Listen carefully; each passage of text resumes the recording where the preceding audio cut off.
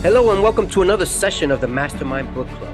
In this session, I'm CEO David Diaz. To my left is Charles Culmer, and to my right, Reggie Hilliard. In this session, we are summarizing a very important audiobook. The universe obeys you. Once you apply this, the universe will have no choice but to give you everything. This is an amazing audio, and I had to listen to it over again. And I feel that I need to listen to it a few more times.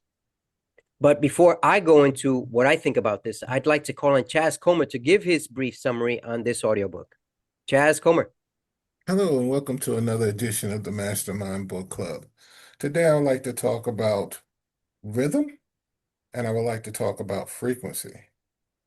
I believe everything has frequency and everything has a certain rhythm to it.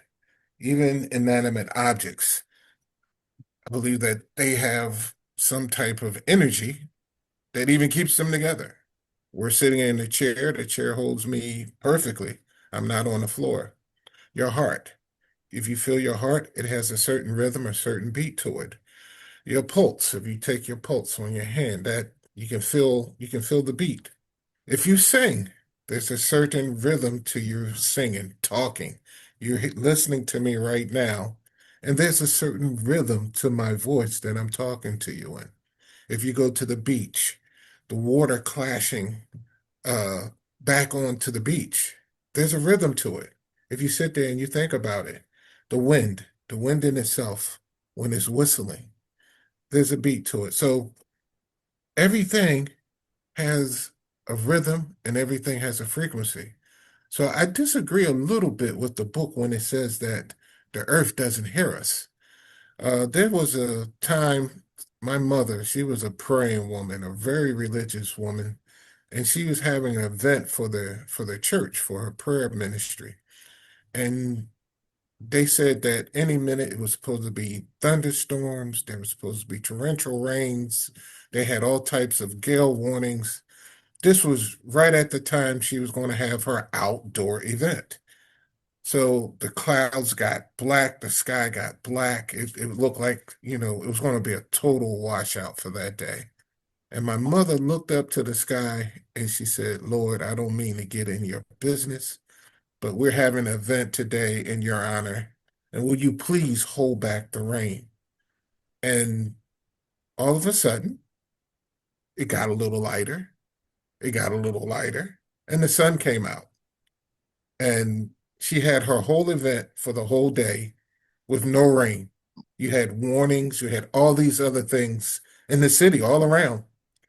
And the minute we picked up the last chair, I put my hand on a stack of Bibles. The minute we picked up the last chair, it poured. I mean, it poured like nobody's business. So I believe that we have a built-in GPS, and that built-in GPS leads us within. It leads us to the universe. And in that leading, that's your answer. See, you believe that you're on the earth to do what you're supposed to do. But I'm here to tell you that you're on the earth to do basically what God and the universe wants you to do. We all have an assignment. I hope you find yours. Thank you. I can't hear you, David. Beautiful message, Chaz Comer. And we do hope that to each person listening, that the universe finds you in that. I mean, the reality is the universe surrounds us all and is within us, but very few of us become aware of that presence. And so when we say that the universe finds you, it's just becoming aware that it's with us.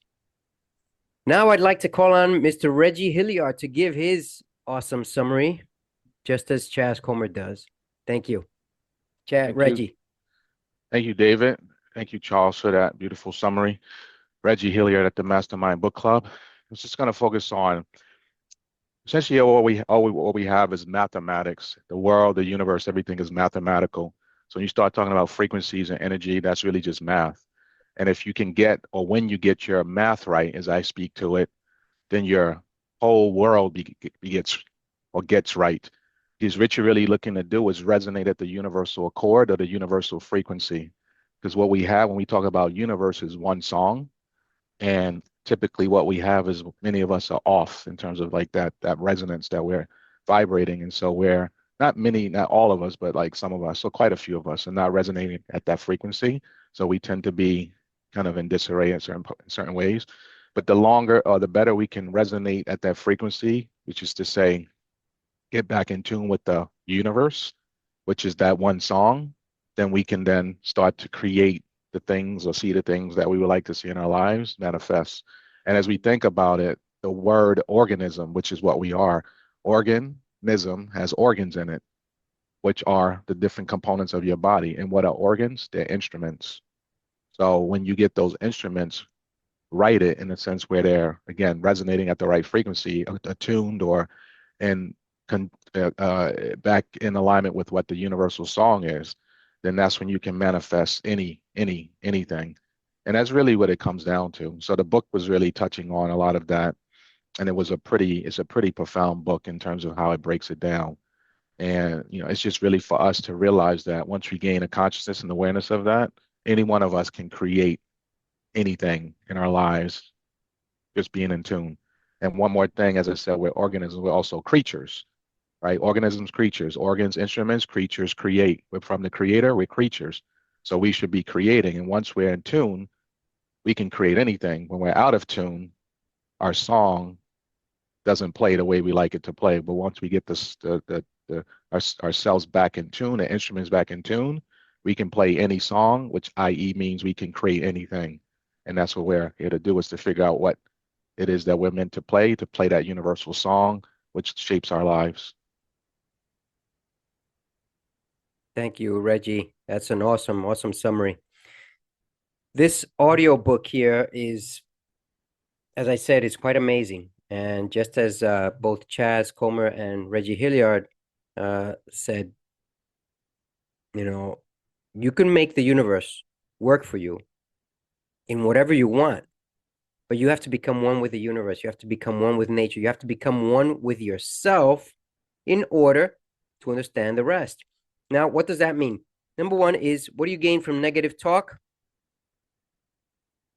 Negativity. That's what you gain from negative talk. What do you gain from positive talk? Possibilities. Not just positivity, possibilities. So when you say, I can't do that, you're right. When you say you can do it, you're also right. So you just got to make up your mind. Where do you want to be? What do you want to see? What do you want to do? What do you want to have? What do you want to acquire? That's one. But number two is, you have to sit down in silence.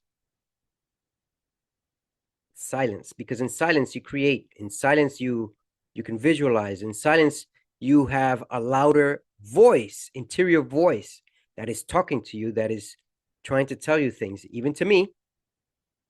And at times we don't listen. At times we want success, but we're approaching it the wrong way, and we think it's the only way, and we give up easily. And that's what this book is telling us. We don't have to give up. We just have to find the correct approach internally so that we can be able to spread it out externally. So if you want that X amount of money, or if you want to be, that woman in your life, or the family in your life, then perhaps you're asking for it in the wrong way. And maybe you have to change your approach.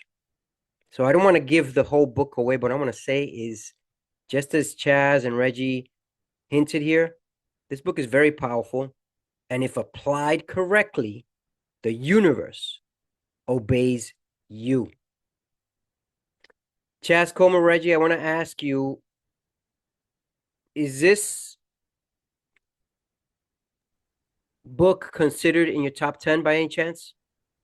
Books or not? The framework of it is, yes. Audiobook. Sorry, audiobook. I'll say the framework of it is, we've had some great audio, some great books, and the the topic of it definitely is one of my top 10 favorites, because the truth isn't controversial. The truth is within. We have to seek the truth that's within us, that we're more than who we think we are. Wow, wow, wow, wow, wow, wow. And it is what it is. I mean, there is always more. Reggie, what do you think about this audiobook? Nothing really to think about. It's pretty, the way it's compiled is what it comes down to. The compilation in the terms of the way he puts the words together, it's a real good creation in terms of the book itself. Like, so the words, even things like when he says, it was something he said where he says, well, I mean, there are many things, but I just took a small note at the end where he says, "Be casually extraordinary," which is to say, expect what it is that whatever it is that's happening, you expect it. Like don't like act like it's not something you're not supposed to have when it's something extraordinary, because you actually didn't jack your nervous system. So he was like, "Be casually extraordinary." Like, yeah, of course I'm supposed to have this success. Not being cocky about it, but it's your birthright.